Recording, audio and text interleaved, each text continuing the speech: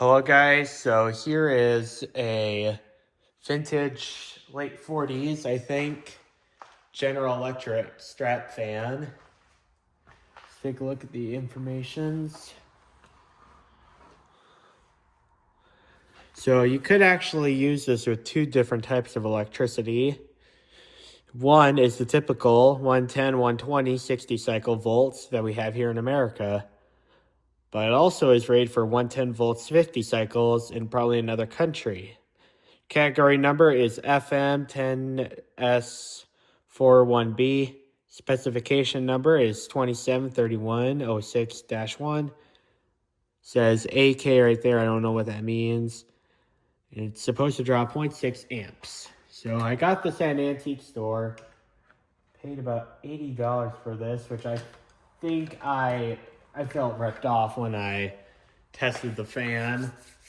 But after a couple hours of work put into this, a bunch of frustration later, I now got to stop making the rattling sound.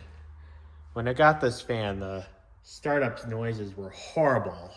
Like, it sounded like this fan was being used on 220 volts and not 110, like what it's supposed to be.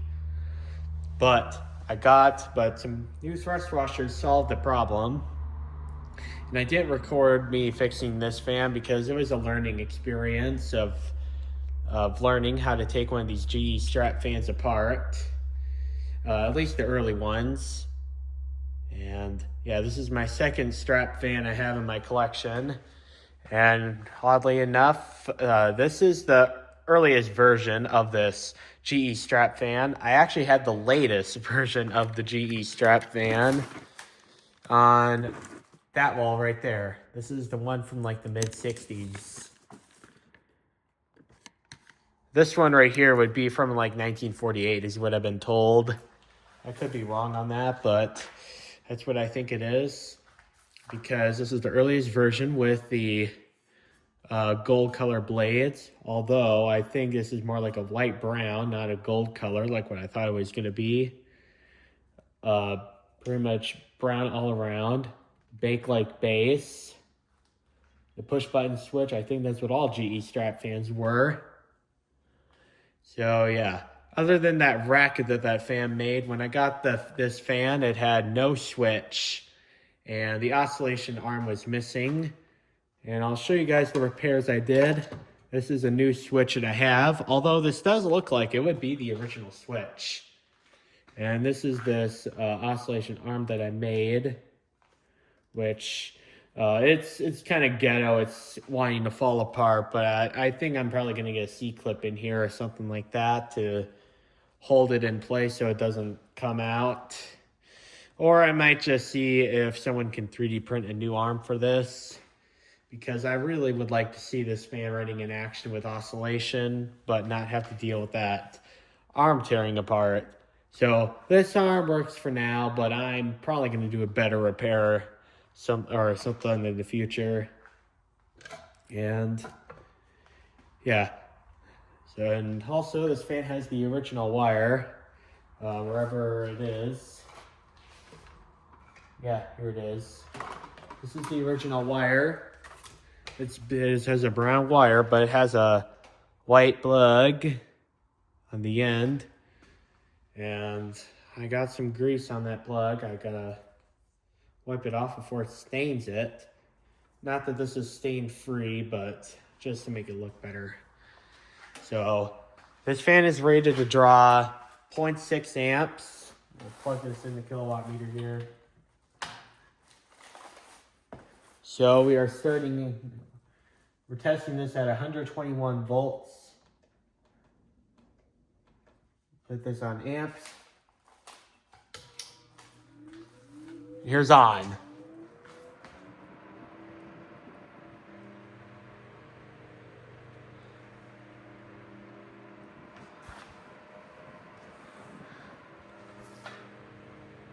And it's very quiet now. Like, I can sleep with this. But I'm pretty sure that oscillation arm is going to go out any minute. It's already about halfway there.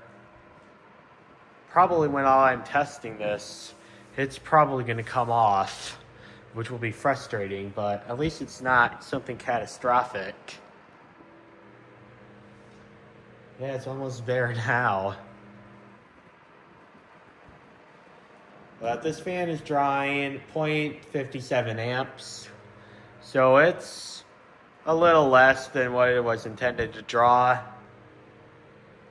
which 0.03 amps, that's negligible. I'm not even going to bother worrying about that. Or actually, I think the arm is now in that groove now. But yeah, I gotta do a better repair than that. I gotta get a C-clip or something like that to get it in that shaft or whatever it is. But it's a cool little fan. And, I mean, I've said this many times, vintage is always better. This is no exception. Although it seems like a lot of these fans, the same exact variant, the oscillation arm is always missing.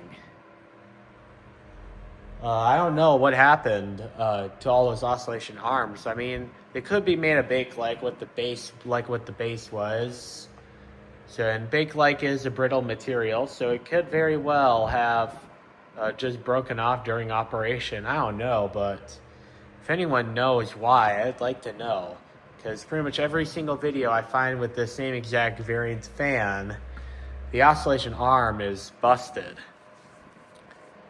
And in case you guys are wondering, I don't know if I mentioned this in this video, but I got this fan at an antique store and paid $80 for this fan, which I felt ripped off when I got it.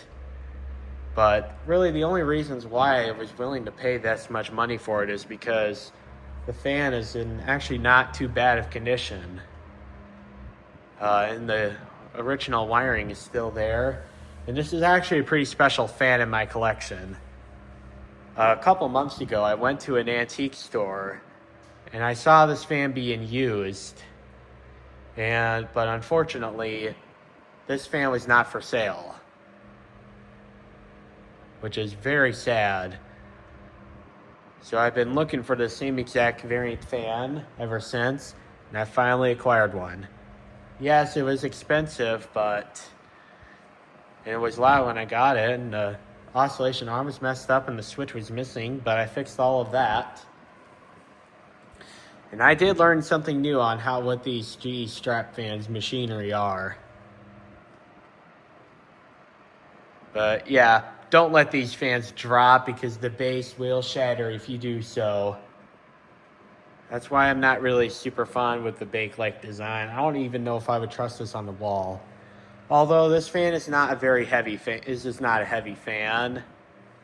I don't know if I should trust it on the wall or not. Alright, well, I'm now going to turn the fan off and you can see the spin down time.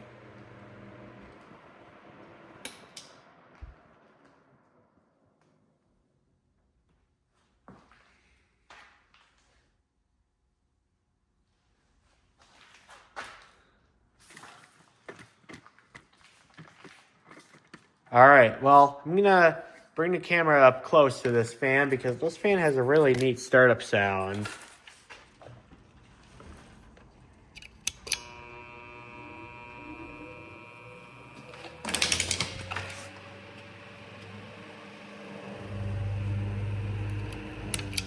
I don't know if that caught on video or not, but this has a really neat startup sound. I hope you guys enjoyed the video, and thank you guys for watching. Bye.